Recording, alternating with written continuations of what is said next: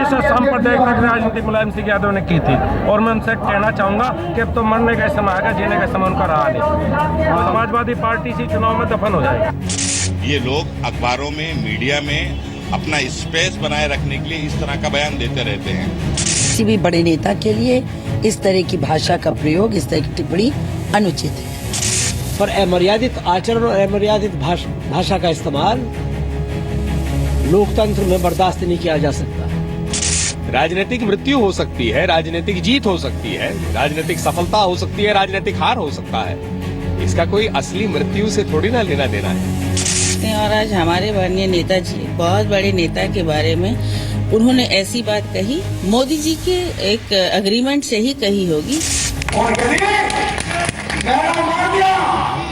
तो हरियाणा में, देवबंद में, मुरादाबाद में कर्फ्यू लग जाएगा मित्रों। ठीक है, फिर से वही सांप्रदायिक भावना भड़काने की बात है। एकदम राम मंदिर याद आ गया।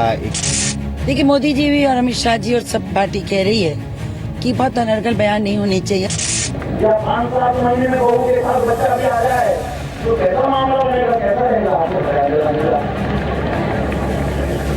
अब ये संसार में कांग्रेस लोग कैसा होते होंगे, मैं दीदी के खाना होते होंगे। हर कोई संस्कार नहीं है, इसलिए संस्कार होते होंगे। ऐसे या तो अपना दिमाग ठीक करिए, वरना मैं भूल जाऊंगी कि मैं विधानसभा चुनाव लड़ रही हूँ और दोनों हाथ मेरे आपसे ही होंगे। तो चुनाव नजदीक आ रहा है और नेताओं के बोल बिगड़ते जा रहे हैं। बीजेपी के 3 नेता सुरेश राणा, कृषि राज्य मंत्री संजीव बालियान और दिल्ली से सांसद रमेश विधूड़ी ने विवादित बयान दिया। सुरेश राणा ने कहा कि वो चुनाव अगर जीत गए तो देवबंद, मुरादाबाद में कर्फ्यू लग जाएगा। वहीं संजीव बालियान ने कहा कि मुलायम सिंह का अंत नजदीक आ गया है। मथुरा में बीजेपी सांसद रमेश विधूड़ी ने सोनिया गांधी और मायावती पर अभद्र टिप्पणी कर दी। हाथरस की सादाबाद विधानसभा सीट से चुनाव लड़ रही बीजेपी की उम्मीदवार प्रीति चौधरी ने शहर के एसडीएम से 2-2 हाथ करने की भी धमकी दे दी। सबसे पहले आपको यूपी में शामली के थाना भवन से बीजेपी उम्मीदवार सुरेश राणा का बयान सुनाते हैं। कि सुरेश राणा का इलाज कर दिया और मैंने मार दिया तो हरियाणा में, देवबंद में, मुरादाबाद में कर्फ्यू लग जाएगा मित्रों। इसलिए कह रहा हूं कि 11 मार्च का दिन होगा। नारा लगाते हुए शामली से थाना भवन तक का जुलूस होगा। सारे भाई भगवान पटका डाल करके और हर महादेव का नारा लगाते हुए थाना भवन आएंगे। वहीं मुजफ्फरनगर दंगों में आरोपी बनाए गए सुरेश राणा ने विवादित ये बयान दिया। वहीं मथुरा में कृषि राज्य मंत्री संजीव बालियान ने मुलायम सिंह यादव पर आपत्तिजनक बातें कह दी। हमेशा सांप्रदायिक राजनीति मुलायम सिंह यादव ने की थी और मैं उनसे कहना चाहूंगा कि अब तो मरने का समय आएगा, जीने का समय उनका रहा नहीं। समाजवादी पार्टी इसी चुनाव में दफन हो जाएगी। वहीं समाजवादी पार्टी नेता जूही सिंह ने कहा कि वरिष्ठ नेताओं पर ऐसी टिप्पणी ठीक नहीं है।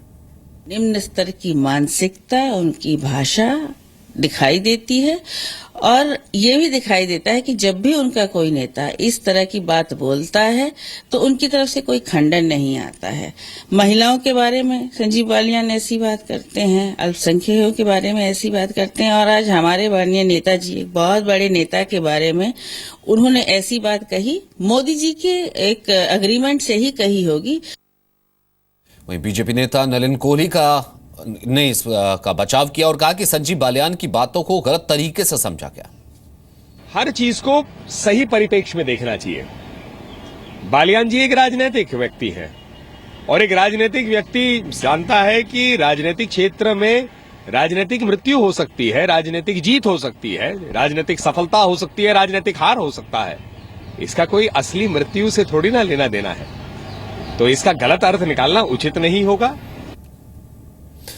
कांग्रेस नेता संदीप दीक्षित ने कहा कि चुनाव नजदीक आते हैं और बीजेपी सांप्रदायिक बातें करने लगती, राजनीति करने लगती है। ठीक है, फिर से वही सांप्रदायिक भावना भड़काने की बात है। एकदम राम मंदिर याद आ गया। एकदम उस इलाकों में जहां एक समाज के लोग ज्यादा रहते हैं वहां भावनाएं भड़काने की बात आ गई। फिर दिखने लगा है कि जब और किसी कारण से कोई जीतता हुआ नहीं दिखता है तो उत्तर प्रदेश में भारतीय जनता पार्टी सांप्रदायिक भावनाएं भड़काती है। जितना जितना ये भड़काएंगे, मेरे ख्याल से उत्तर प्रदेश का जो वोटर है वो बात को समझ गया है, उतनी ज्यादा भारतीय जनता पार्टी जो है पीछे होती जाएगी। वहीं मथुरा में ही बीजेपी सांसद रमेश विथूड़ी ने सोनिया गांधी और मायावती के बारे में अभद्र टिप्पणी की। या 5-7 महीने में बहू के साथ बच्चा भी आ जाए तो कैसा मामला बनेगा, कैसा रहेगा आपको बताया। अब ये संस्कार तो कांग्रेस के खानदान में होते होंगे, मायावती जी के खानदान में होते होंगे। भारतीय संस्कृति में संस्कार नहीं है, इटली में संस्कार होते होंगे कि शादी के 5-7 महीने बाद पोती भी आ जाए। कांग्रेस नेता नसीम खान ने कहा कि बीजेपी सांप्रदायिकता की राजनीति करती है। देखिए, भारतीय जनता पार्टी के नेता और बालियान जैसे बड़बोले नेता भारतीय जनता पार्टी में इनकी कमी नहीं है। ये लोग अखबारों में, मीडिया में अपना स्पेस बनाए रखने के लिए इस तरह का बयान देते रहते हैं। वहीं हाथरस से बीजेपी उम्मीदवार प्रीति चौधरी ने शहर के एसडीएम को धमकी दे दी 2-2 हाथ करने की।